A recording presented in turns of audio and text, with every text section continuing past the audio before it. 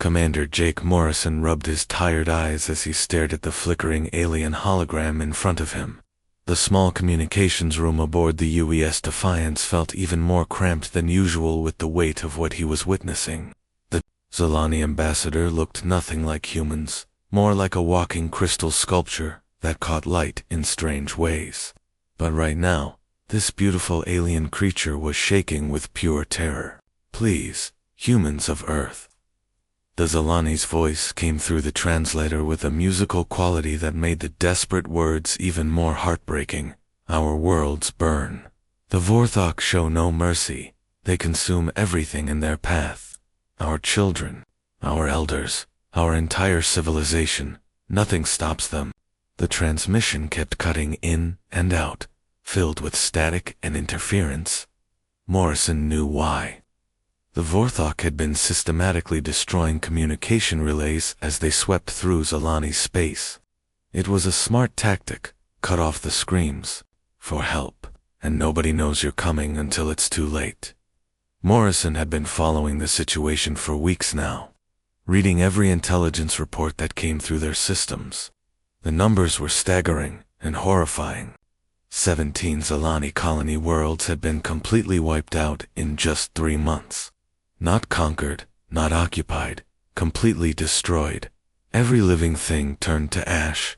The Vorthok didn't seem interested in taking prisoners or resources. They just wanted everything dead. What made it worse was how easily they'd done it. The Galactic Council had sent their finest diplomatic fleets to negotiate with these new aliens. Those ships were marvels of engineering, sleek, beautiful, and built for peaceful exploration and trade.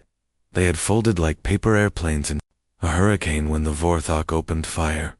Morrison shook his head as he thought about the Council's response.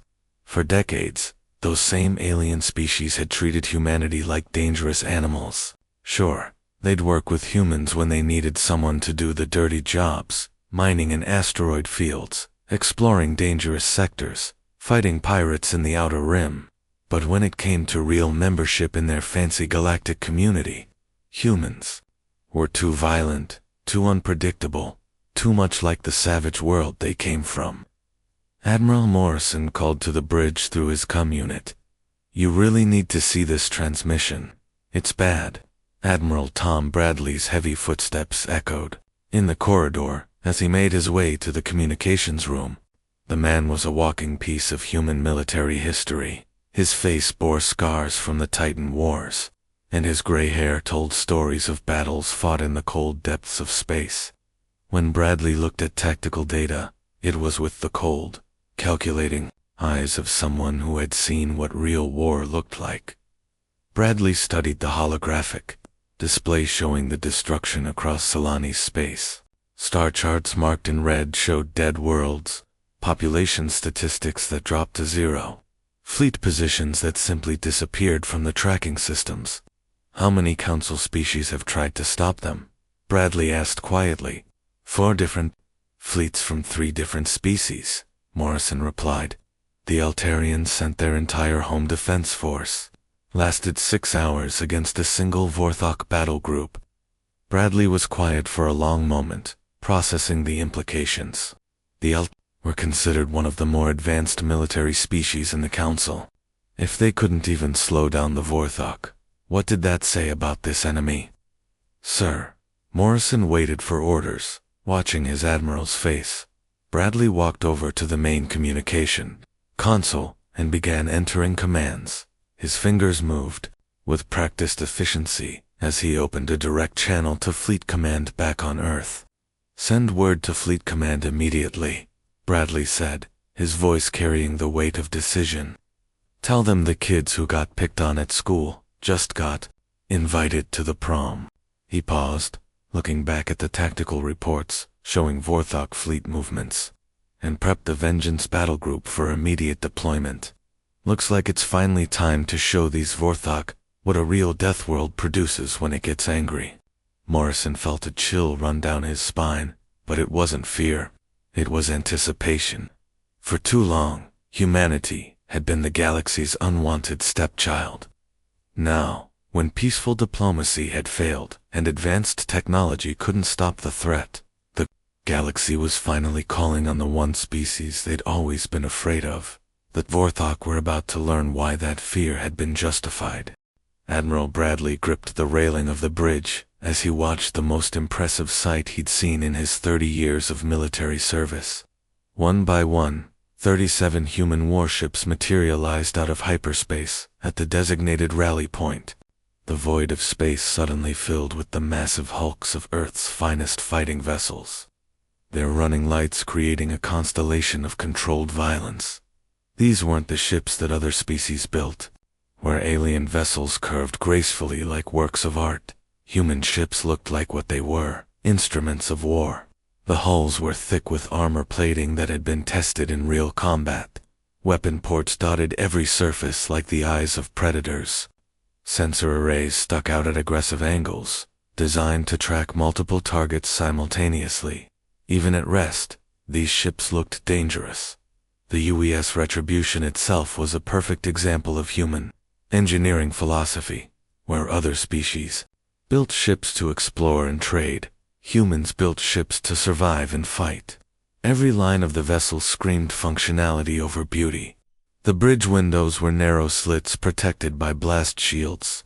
The hull bore scorch marks from previous battles, marks that human crews wore like badges of honor rather than signs of defeat. Captain Lisa Kane's face appeared on the main view screen, transmitted from the bridge of her heavy cruiser Thunderstrike. Kane was typical of the new generation of human military officers, tough, practical, and completely unimpressed by the pretty politics of galactic diplomacy. Her ship had seen action in the Outer Rim conflicts, and it showed in both the vessels' battle-worn appearance and her crew's confident attitude. "Admiral, all marine companies are loaded and secured," Kane reported with military precision. "Colonel Davis has his boys absolutely chomping at the bit to get into this fight. They've been reviewing the tactical data on these Vorthok, and frankly, they're excited about the challenge." Bradley nodded approvingly as he studied the tactical display showing fleet positions. Each ship was exactly where it needed to be, formed up in the kind of aggressive formation that would make Council diplomats nervous. But then again, Council diplomats weren't facing extinction. "Good work, Captain," Bradley replied. "Remember, people, we're not here to make friends or negotiate treaties. We're here to stop a complete extinction event. The Zilani need warriors, not diplomats." He switched his communication system to fleet-wide broadcast, knowing that thousands of human military personnel across the assembled ships were listening. These were men and women who had volunteered to travel across the galaxy to fight aliens they'd never met, to save a species that had never shown them any respect. "All ships, this is Admiral Bradley." His voice carried across the fleet with absolute authority. "For 2 centuries, we've been the galaxy's unwanted stepchildren. The Council has used us when they needed muscle, then pushed us aside when the real decisions got made. They've called us too violent, too primitive, too dangerous for their civilized society." He paused, letting that sink in. Every person listening had experienced that discrimination firsthand. Today, we show them exactly why Earth doesn't produce diplomats. It produces warriors. Today, they learn why a death world creates the kind of people who run toward danger instead of away from it. The fleet began its coordinated jump to Zilani space, each ship disappearing into hyperspace in perfect sequence.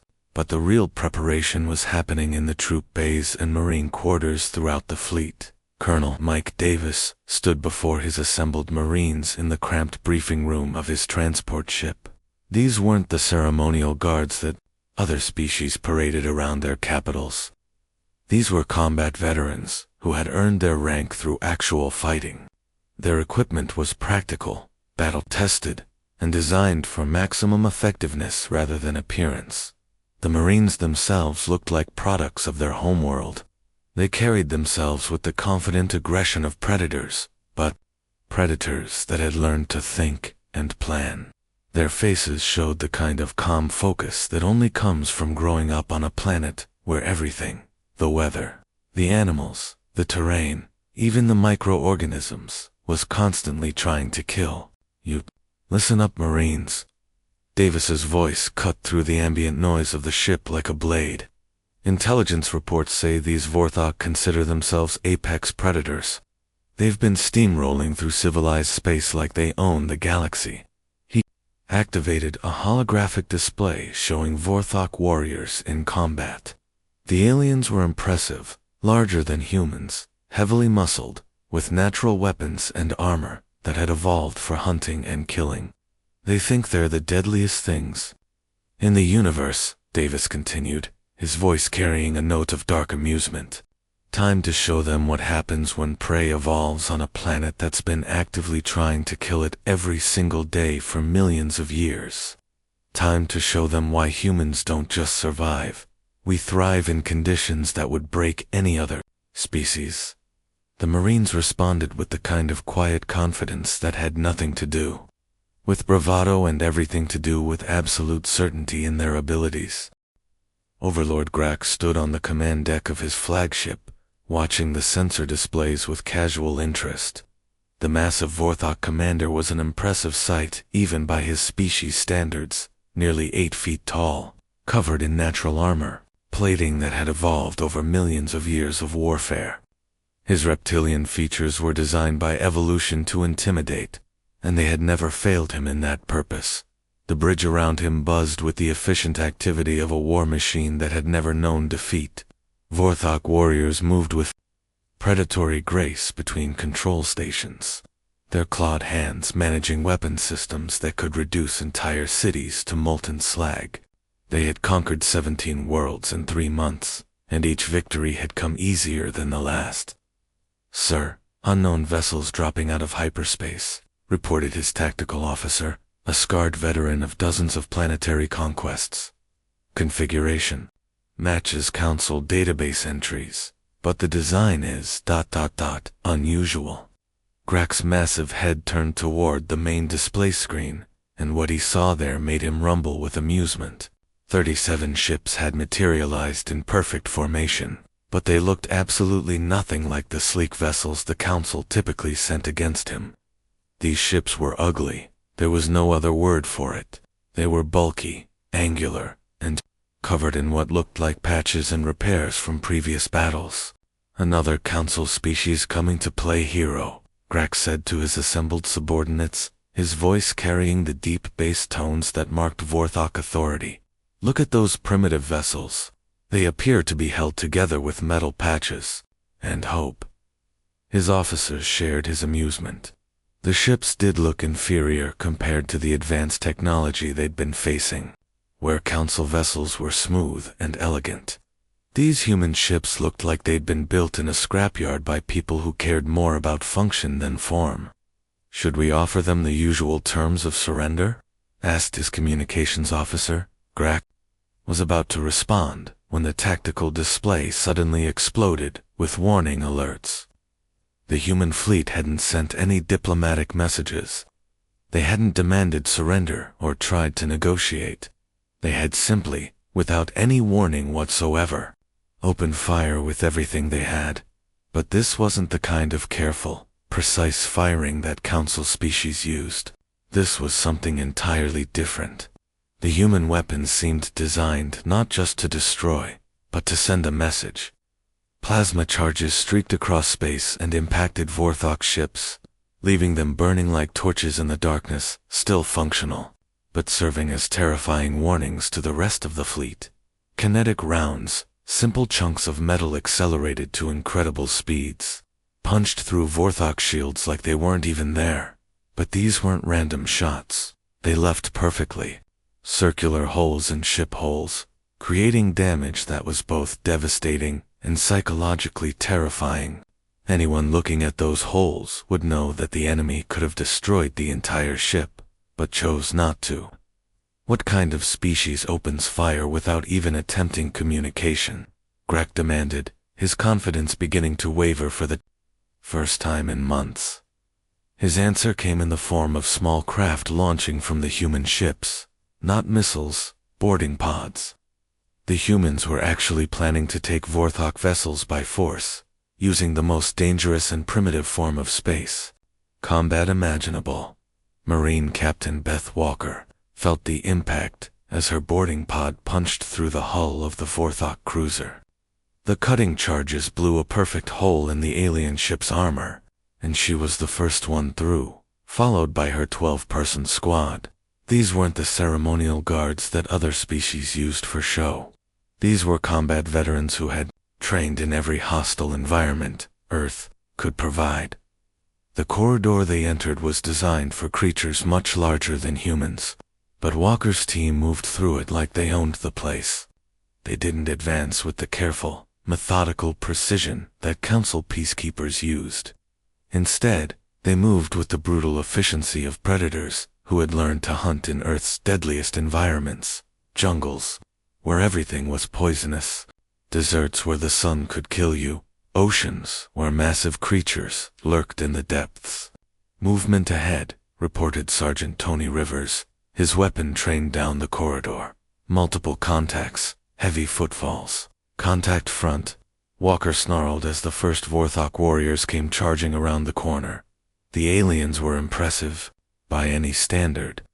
They were bigger than humans, faster, stronger, and covered in natural armor that could stop most small arms fire.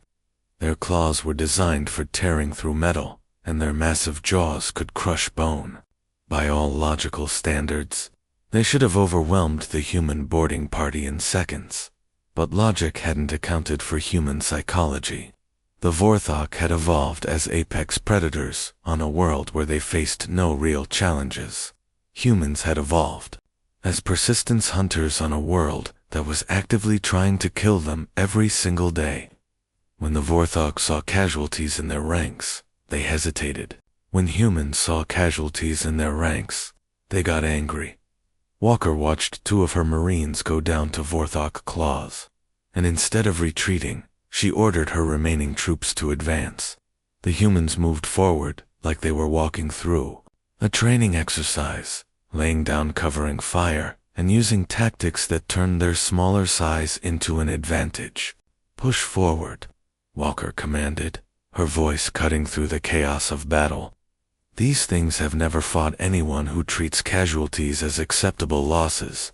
The Vorthok warriors found themselves facing an enemy that simply refused to break. When humans got hurt, they didn't retreat, they got more aggressive. When their position became untenable, they didn't surrender, they found a way to make it work anyway.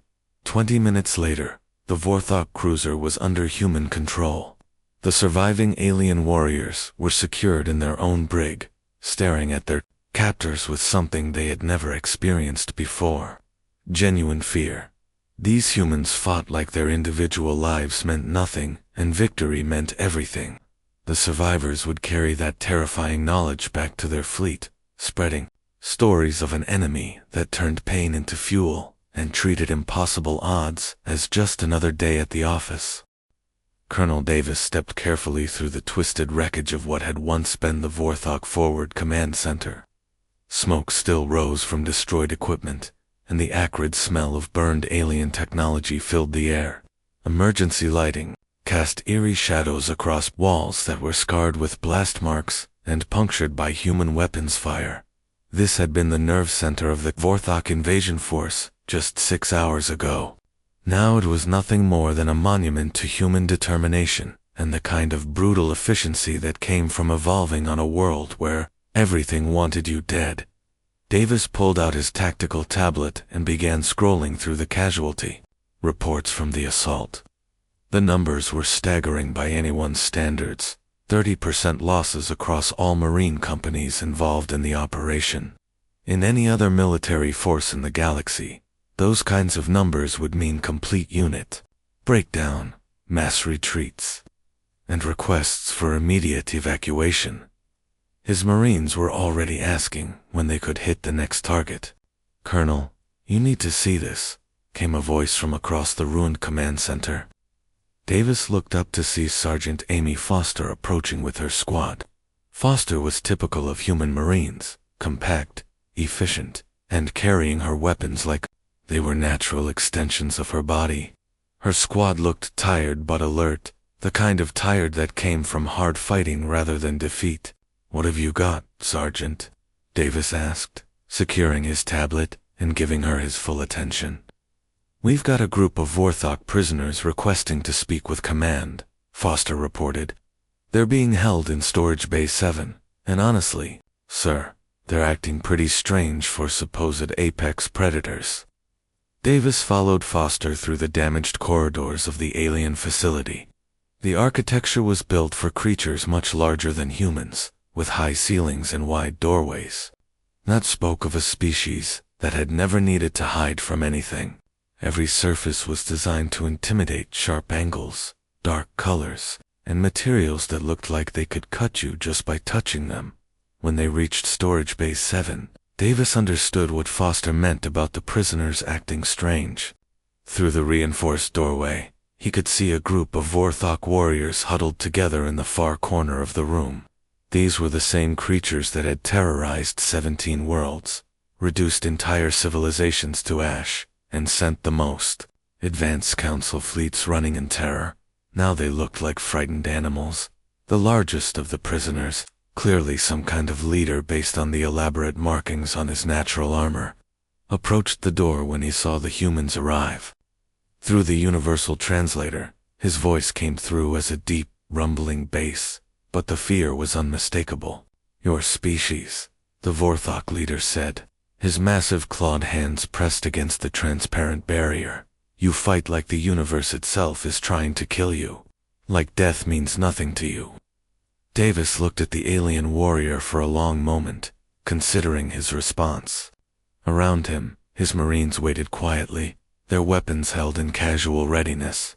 These were people who had grown up hearing stories about Earth's history: ice ages, volcanic eruptions, asteroid impacts, predators with teeth like swords, diseases that could wipe out entire populations, and weather patterns that could freeze or cook you, depending on the season.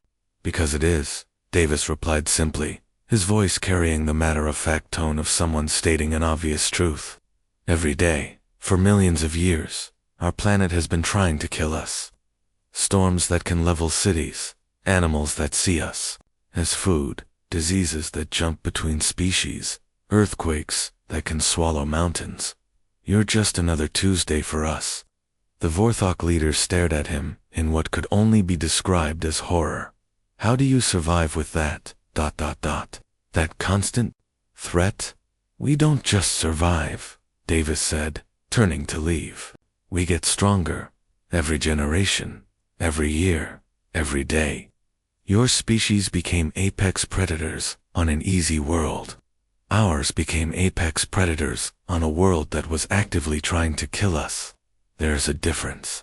Meanwhile, light years away in the Fleet Command Center, Admiral Bradley stood before the tactical display showing the entire Zilani sector. The holographic representation of space was dotted with icons representing ship movements, and for the first time in months, those movements showed a pattern that brought him deep satisfaction. Captain Kane's voice crackled through the communication system from her position aboard the Thunderstrike. "Admiral, our long-range sensors are picking up massive fleet movements. Vorthok forces are pulling back from all forward positions. They're withdrawing to their home systems." Bradley studied the tactical display more closely. The Vorthok fleet, elements that had been systematically destroying Zilani worlds, were indeed moving, but they weren't advancing to new targets or regrouping for a counterattack. They were running. "Confirm that, Captain," Bradley ordered. "Are you telling me that the species that crushed 4 different council fleets is actually retreating?" "Confirmed, sir," Kane replied, and Bradley could hear the amazement in her voice. "They're not just pulling back, they're running like something is chasing them. Our psychological warfare campaign appears to be working beyond our wildest expectations." Bradley allowed himself a thin smile. The human fleet hadn't just been fighting a military campaign, they'd been conducting psychological warfare on a scale that the galaxy had never seen. Every engagement had been designed not just to inflict casualties, but to send a message. Every tactical decision had been calculated to demonstrate that humans didn't fight wars the way civilized species did. Civilized species fought to minimize casualties and achieve specific objectives. Humans fought like their entire existence depended on absolute victory, regardless of the cost. "Send word to the Galactic Council," Bradley ordered, his voice carrying satisfaction earned through hard fighting. "Tell them the Deathworlders are cleaning house. Tell them that the species they were too afraid to include in their little club just saved their collective backsides." The tide had turned, and for the first time in the galaxy's history, apex predators were learning what it meant to be prey. The war that had threatened to consume the entire galaxy ended, not with massive fleet battles or the destruction of homeworlds, but with a simple message transmitted across space on standard diplomatic frequencies. The Vorthok High Command was requesting terms for surrender. Admiral Bradley found himself sitting in the sterile conference room of a neutral space station, staring across a metal table at the creature that had once terrorized 17 worlds. Overlord Grak looked smaller, somehow, despite his massive 8-foot frame and natural armor plating. The supreme confidence that had carried him through months of conquest was gone, replaced by something that looked suspiciously like genuine respect mixed with fear. The conference room itself was designed for meetings between different species, with adjustable seating and atmospheric controls that could accommodate a wide range of alien physiologies. The walls were a neutral gray, and the lighting was carefully calibrated to avoid giving any species a psychological advantage. It was the kind of place where civilized beings worked out their differences through careful negotiation and compromise. Bradley studied the alien commander with the same cold analysis he brought to tactical situations. Grak's reptilian features were designed by evolution to intimidate rows of sharp teeth, eyes that tracked movement like a predator, and clawed hands that could tear through metal. But right now, those same features that had struck fear into entire civilizations looked uncertain and confused. "Your species," Grak said slowly, his deep voice carrying undertones of disbelief, "broke our expansion in 6 months. 6 months." He paused, as if trying to process numbers that didn't make sense to him. "We conquered 17 worlds in 3 months. Your people stopped us cold and pushed us back to our home systems in half that time." Bradley remained silent, waiting. He had learned long ago that in negotiations, the person who spoke first usually lost ground. "What do you want from us?" Grak continued, his massive hands spread on the table, in a gesture that might have been surrender. "Our worlds, our technology, our fleet." The aliens' confusion was genuine. "In our experience, the victor takes everything from the defeated. What are your terms for our complete submission?" Bradley leaned back in his chair, considering his response. Around him, the soft hum of the station's life support systems provided a gentle background noise that seemed to emphasize the weight of the moment. The decisions made in this room would affect the future of multiple species across thousands of worlds. "We want you to stop eating people and go home," Bradley said simply, his voice carrying the matter-of-fact tone of someone discussing the weather. "In exchange, we'll establish fair trade agreements and mutual defense pacts. Your species has skills and knowledge that could benefit the galaxy, as long as you're not using them to commit genocide." The silence that followed was profound. Grak's reptilian features went through a series of expressions that the translation software couldn't quite interpret, but Bradley didn't need a translator to recognize shock. "You would make us allies?" Grak asked finally, his voice barely above a whisper. "After what we did to the Zilani, after the worlds we destroyed." "We're not conquerors," Bradley explained patiently. "We're just very good at stopping them. There's a difference between being able to destroy something and wanting to destroy it.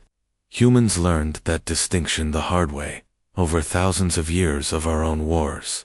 Grak stared at him for a long moment, clearly struggling to understand a concept that went against everything his species had experienced. "Your people could have wiped us out. Your weapons, your tactics, we had no defense against them. Why? show mercy to an enemy. Bradley thought about his response carefully. Because the strongest predator isn't the one that kills everything it meets. It's the one that's smart enough to know when killing isn't necessary. Your species is strong, organized, and intelligent. The galaxy is a big place with real threats. Out there, we'd rather have you working with us than against us.